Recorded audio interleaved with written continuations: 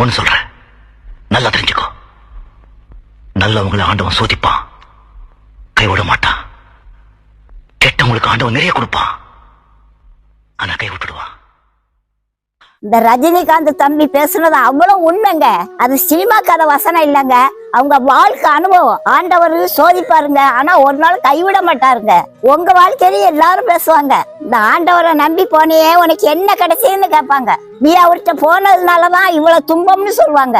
இனிமேல் உன்னை காப்பாத்த ஆண்டவனால முடியாதுன்னு சொல்லுவாங்க.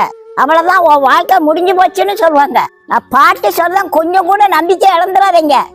ஆண்டவர் உங்களை ஒரு நாள் கைவிட மாட்டாரு.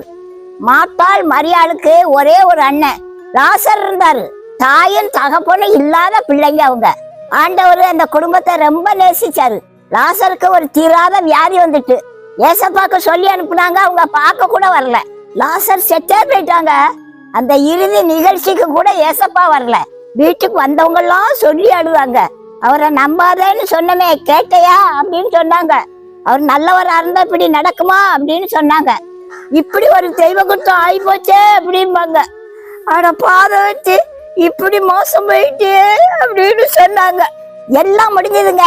4 நாள் ஆச்சு. யூத ராசசிங்கம் வந்தாருங்க ஊருக்கு. நேரா லாசர் கல்லறைக்கு போனாரு.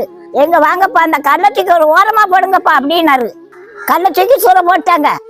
லாசருவே வெளியில வா அப்படின்னு சொன்னாரு ஏசப்பா. செத்து நாரி போன லாசரு உயிரோட வந்தாரு. கேலி கிண்டல் பண்ணவங்க எல்லாம் முக்காடு போட்டு வீட்டுக்கு போயிட்டாங்க. அவங்க நம்பின தெய்வம் அவங்கள கைவிட்டுச்சா? சோதனை வருங்க, ஆனா ஒரு நாள் கைவிட மாட்டாருங்க. உங்களையும் ஒரு நாளும் கைவிட மாட்டாருங்க. சோதனையை சகித்து கொள்ளுங்க, அது முடிவுல சாதனையா மாறும். சில பரிசுத்தவான்கள் கமெண்ட் பண்ணுவாங்க, என்ன பாட்டி ரசனையை பத்தி இங்க பேசுறீங்க அப்படின்னு கேட்பாங்க.